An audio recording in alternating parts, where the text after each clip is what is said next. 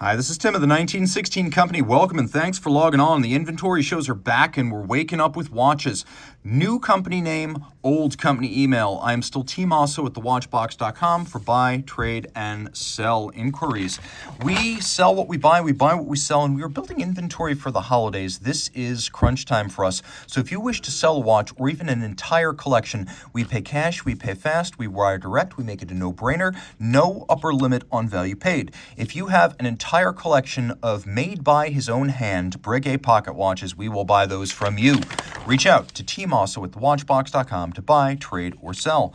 So, Omega is where I started with luxury watches. First with my grandpa's Seamaster DeVille. Yes, there was actually such a thing once upon a time. And then my graduation watch, which was the James Bond Omega Seamaster. Well, frankly, the watch I hold in my hand, the latest Planet Ocean chronograph, is finer in detail and more sophisticated in its engineering than any of my family heirloom Omegas. This watch is large, make no mistake, at 45.5 millimeters in steel and set in a red gold. It has quite a presence, but frankly, it's more technically sophisticated and, in terms of fit, finish, and detailing, fully competitive relative to something like an Audemars Piguet Royal Oak or even a Richard Mille RM1103. So this is a watch that gives you a lot of capability, a helium escape valve for saturation divers, 600-meter diving depth, a wonderfully crisp and tactile 120-click unidirectional rotating dive bezel, a Serra Gold insert, which is also gold in addition to ceramic, a ceramic dial. You can see 02 zirconium oxide, its chemical symbol, vintage-inspired twin-register dial, even though you could see over at 3 o'clock that the chronograph hours and minutes are superimposed, so it's a triple-register chronograph, but with a twin-register look and vintage-inspired broad arrow minute and hour hands. What appear to be screw-downs for the chronograph pushers are actually just shoulders, so you can operate this chronograph at a moment's notice without any need to screw the crowns in or out. A luxurious twin material or bi-material integrated strap. We have alligator leather and rubber, and a steel single-fold trigger-actuated deployant clasp. This watch has no shortage of fun features, including a travel time feature that leaves the chronograph and the rest of the time-telling functions unaffected while you move the hour hand, jumping east or west across the international date line, change time zones, and even drive the date forward or backwards. The zirconium oxide ceramic dial, glossy, gleaming, and ageless. All the advantages of enamel without the fragility and expense. And on the back, master chronometer. And it says master coaxial, but if you look at the dial, that's the truth. The Matas standard of a fully assembled watch, chronometer tested in 6 positions, but also tested for power reserve, winding efficiency, water resistance, anti-magnetism, and shock resistance. This watch has all of those things.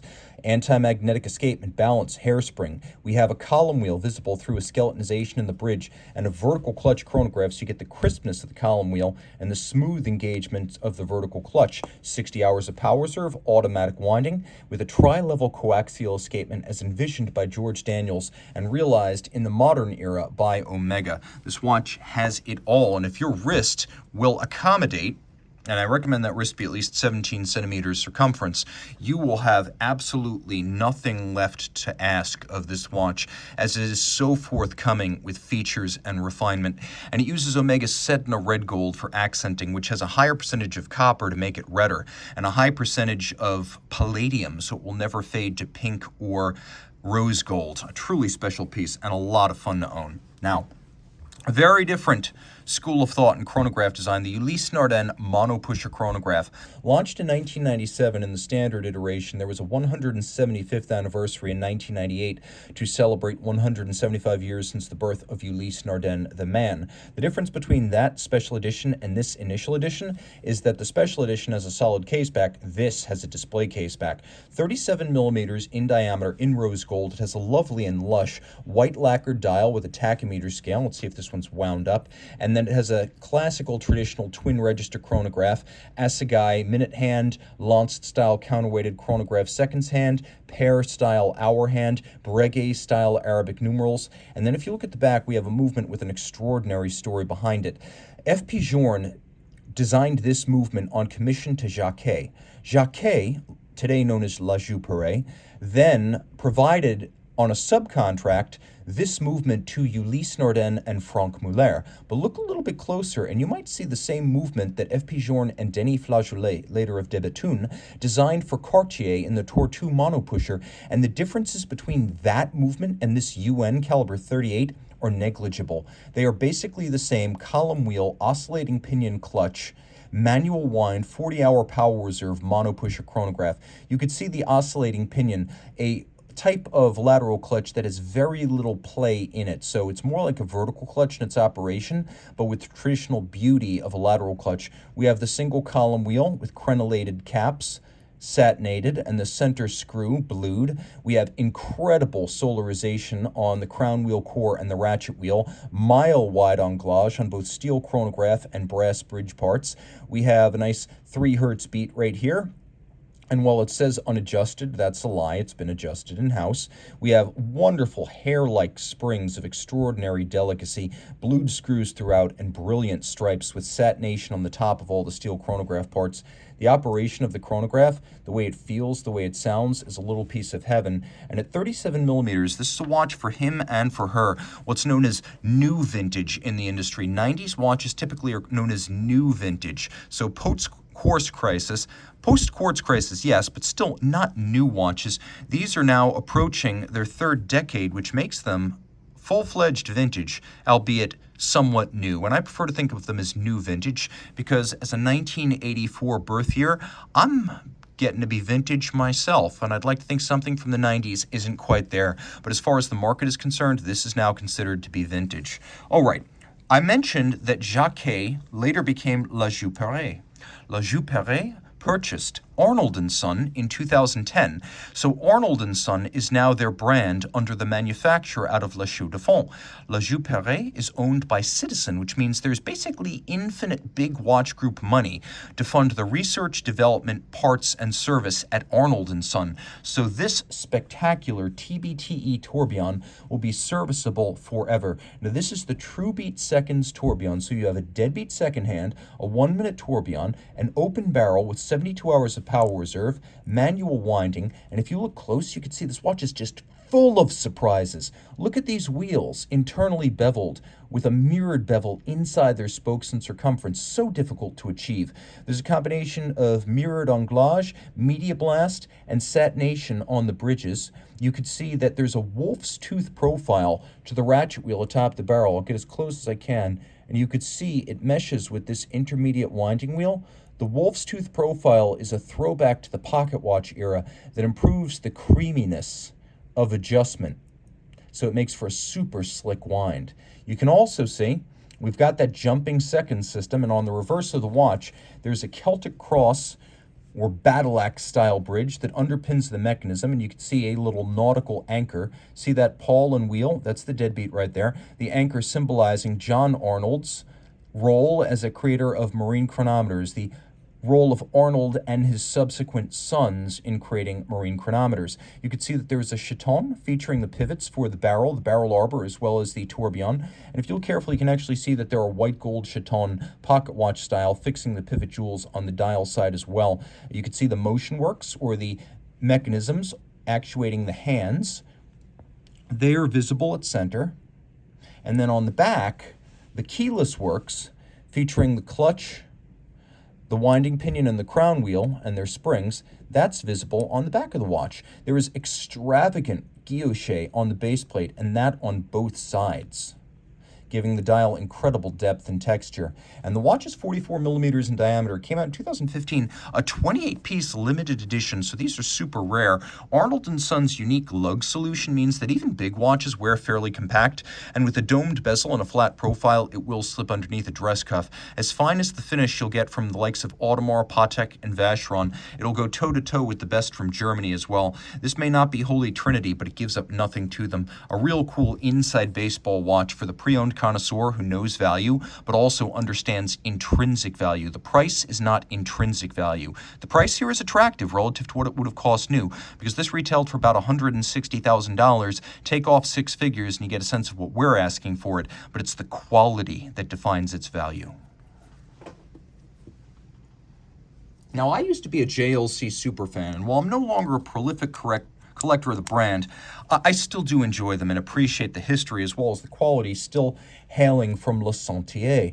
Now, the company's signature model is the Reverso, and it has been since 1931. The original Reverso had a rotating case, and the idea was on one side you would have a traditional piece of glass, because back in the 30s that's what they would have had, and then the back of the case would be solid metal. So if you were undertaking sport, for instance, you were playing polo, you'd flip the case, expose the metal side, protect the watch until you got off your horse, then you'd flip back over to the dial side with its vulnerable glass, and it would tell you the time. Well, by the 90s, it became clear that the Reverso was no longer a sports watch. It was a refined vintage heritage watch that was best suited to dress use. So, JLC in 1994 created the first Reverso Duo, turning the back of the watch into a platform for complication, and that was a second time zone. Now, this is the second time zone right here, independently settable. It has a day-night, so you know the difference between AM and PM, and there's a little integrated setting mechanism that allows you to change the hour on the reverse side. It's anthracite on the back with applique rose gold indices, and silver sunburst on the front, again with rose gold indices. This is not just a dual time, it's a complete calendar moon phase. We have a lunette style date, we have the day, we have the month, and then coaxial with the date, we have the moon phase itself. Now, this is the Reverso Tribute Duoface Complete Calendar, launched late in the 2022 model year for the 2023 model year. It's 29.9 millimeters across, and it is about 49 millimeters from lug tip to lug tip. So I will throw this watch on the wrist, and you can see it's big. It's a large Reverso, and Reversos always wear a little bit larger than their stated size. It is thin, however, and I can say that it'll fit on a wrist my size or larger, but not smaller. Finally, on the reverse, we have a feature that's proliferated across the Reverso catalog since the anniversary year of 2016. That's a slightly canted and curved case back to make the fit just a little bit easier. You can see the Reverso case shape is quite complex. Conical lugs, squared off lug ends, a rounded and vaulted barrel-shaped profile, gadroons that wrap all the way around. If you've only ever seen your Reverso from this angle online, you're missing out on the true complexity and nuance of its form. All right, JLC has, since at least the caliber 412 of the 1930s, constantly had some sort of calendar wristwatch in its catalog. This is the Master Ultra Thin Calendar in white gold, 39 millimeters, and it lives up to its name, just 10.2 millimeters thick. It has a wonderful textured granular silver dial that's really better described as a sort of silver gray. And then we have blackened white gold dart style indices and blackened half-frosted Dauphine hands. We've got a lunette style date, we've got the day, the month, and then we've got small seconds with a moon phase. By incorporating the calendar series into the Master Ultra Thin family, the somewhat blockish and awkward case lines of the Masters of the 2000s are left behind. This is a thin, tapered, elegant profile befitting the name Ultra Thin. Now on the back, you can see a movement that represents a recent but nevertheless bygone era of Jaeger-LeCoultre, uncompromising quality. We have fire-blued screws, a medley of hand finish and machine finish judiciously blended.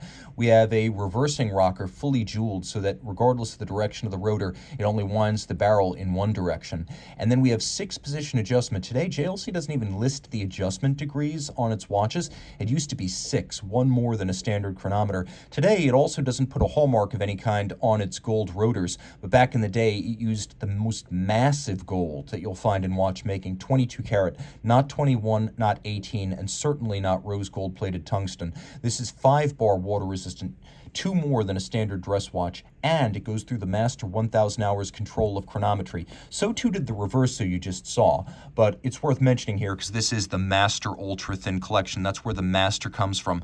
The Master 1000 hours control, a test of durability, winding efficiency, power reserve, water resistance, chronometry, and a test of the full cased up watch, not a bare movement like the COSC. Throw it on the wrist, it wears beautifully. A lovely timepiece, comfortable, flat, and easily fitting under a cuff. It's suitable for a wrist as small as 14 centimeters in circumference, and again, my wrist is 16. I firmly believe that Laurent Ferrier is the most underrated independent. Short of guys who are frankly too small to be well known, like Aaron Beche or Beat Haldeman, I think that Laurent Ferrier, a company that makes somewhere around 200 watches a year, probably more now though with the sports watches, they have a product that's better than just about anyone in the industry. And I'm going to say that the only, by the way, this is just a little bit of schmutz from a sticker on there that's not inside the watch.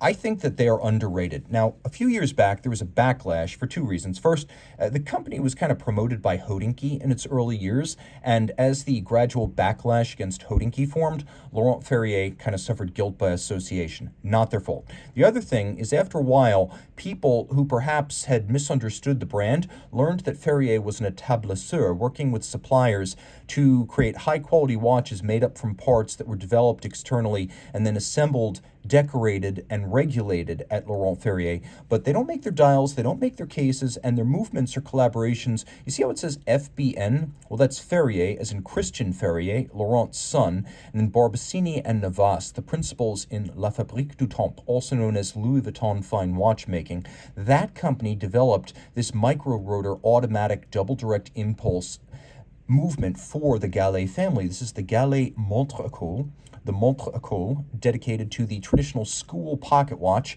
made by watchmakers at the conclusion of their training, but also to the early days of wristwatch manufacture, when in general a pocket watch would be converted to a wristwatch. So we have that officer's watch look here, right down to the large straight lugs, the little cabochon that represents a sort of skeuomorphic screw and bar setup, an unsigned onion-style crown, a rotund case, much like you would have found on a converted pocket watch doing battle, presumably in the hands of an officer during World War I. That's where the officer's watch term comes from. Now on the back we have a vintage look here. Instead of Côte de Genève, we have frosting and gilding, because traditionally back in the 19th century, you would not have had Côte de Genève, and this is a bit of a vintage-inspired piece. Looking a little bit closer, you can see the finish of Laurent Ferrier, as good in many regards as some more touted brands, such as Lange und Son and Romain Gauthier. Look at the size of the bevels. Those are finished by hand. They have a finishing team at Laurent Ferrier that's responsible for all decoration in-house. You can see how broad they are, but also that we have 1, 2, 3, 4 interior angles on the bridges, and then we have 4 more inside the skeletonized, black polished, and interior beveled half bridge for the balance. It is a double direct impulse escapement, so no Swiss lever, 2 nickel phosphorus escape wheels that impulse the balance only in its direction of travel, just like Breguet's 1802 natural escapement system. It improves power reserve, reduces maintenance requirements, and improves chronometry. And you can see right here, if you look carefully, you can actually see one of the 2 escape wheels. There is no Swiss lever here. To up the refinement, 6-position adjustment, a free-sprung balance, and an overcoil hairspring. And despite being a relatively compact movement, it does have a 72-hour power reserve. Look at all those metal surfaces that turn black as I move it relative to the camera. Those are all of the black polished steel components. We have a rose lathe cut guilloche 22-carat micro rotor that operates on a jeweled staff with ratchets for super smooth and silent operation. White gold indices, white gold hands on the dial side. These are assegai or spear shaped. And the watch at 40 millimeters is easy to wear and comfortable. They also don't force you to pay for precious metal here, as this watch is made of steel, meaning not only is it compact, technically advanced, exclusive, and beautiful, but it's quite durable, with far less susceptibility to scratching and disfigurement than something made of platinum or white gold. A very special watch from one of the best in the business. Okay, Vacheron. Vacheron jumped into the decade of the 2000s with gusto, and as with many watches during the period, this patrimony retrograde was large and flat, saucer-like, with exquisite hand-welded lugs, a laboriously hand-finished case, and at 42.5 millimeters, it was very much in the mien of the era. And this is a watch that actually uses all of that dial side real estate to good effect, as we have not 1 but 2 retrogrades, a modern tradition of Vacheron complicated watchmaking. So we have a retrograde date and a retrograde day. You can see we have applique indices, dart style, individual indices at the quarters, stick style for the conventional hours. We have little inverse dimple style minute track outboard, and then it's a patrimony watch because it has baton hands. If we had Dauphine hands, it would be traditionnel. On the reverse, Vacheron manufactured caliber, automatic winding. It has a 40-hour power reserve, 5-position adjustment, Geneva hallmark finish, And then you'll appreciate that the rotor is also 22 karat gold, but unlike the JLC, which has a 22 karat gold mass attached to a conventional brass rotor, here the entire rotor is made of 22 karat gold. And you can see it's been cut on a rose lathe. That's not a stamped guilloche, that is the real thing. There's no fewer than 4 individual types of finish on this rotor. You can see the stripes on the bridges are brilliant. You can also see that the anglage is mirrored and finished by hand. There's engine turning or perlage in several sizes on the base plate. And a little bit curious, though the watch doesn't have running seconds, it does feature a hacking balance and a 4 Hz beat rate with 5 position adjustment. The screw heads are all black polished with chamfered slots and circumference. And the watch in white gold has impressive mass and wrist presence. It is very thin. Despite being broad, it's super thin, giving it a wide saucer-like aesthetic. And again, it's not a superfluously large watch, as there is a purpose to making the retrograde display of day and date more legible. A very readable dress watch, both for the time and the calendar functions, and flat enough, yes, to slip underneath the cuff. Finally, a very special watch, a deceptively simple special edition from Lange und Söhne. Those who know the Lange brand know that Hartmut Knote, Günter Blümlein, and Walter Lange re-established Lange und Söhne in 1990. The company had been absorbed into the GUB, or the East German Communist collectivized watch brand. Today, GUB is known as Glashütte Original, and the modern Lange und Söhne is the company re-established by Walter Lange in 1990. Well, he died on the eve of SIHH in 2017, and so an homage watch was created, specifically using the deadbeat second, which has long-standing historical associations with the Lange family, as F.A. Lange, the father of the original Lange company and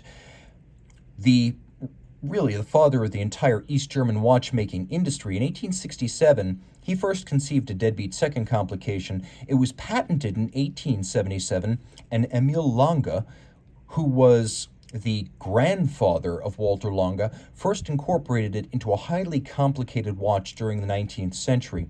Now, what we have here is the 1815 Homage à Walter Lange. 3 golds were made. 1 white gold was made in 145 parts, and it was 145 years from December 7th, 1845, when F.A. Lange created the original Lange company, to December 7th, 1990, when Walter Lange refounded it.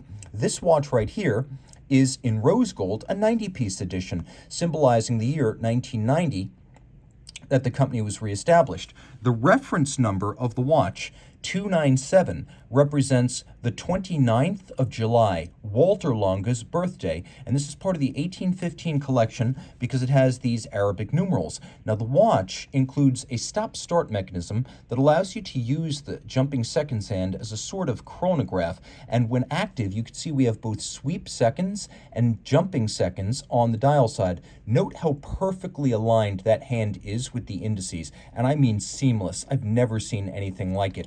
All the hands on the dial are fired blue steel, and by the way, the dial itself is made of solid sterling silver. The case in rose gold is 40.5 millimeters, and then on the back, an extraordinary system unlike any other deadbeat seconds I've ever witnessed.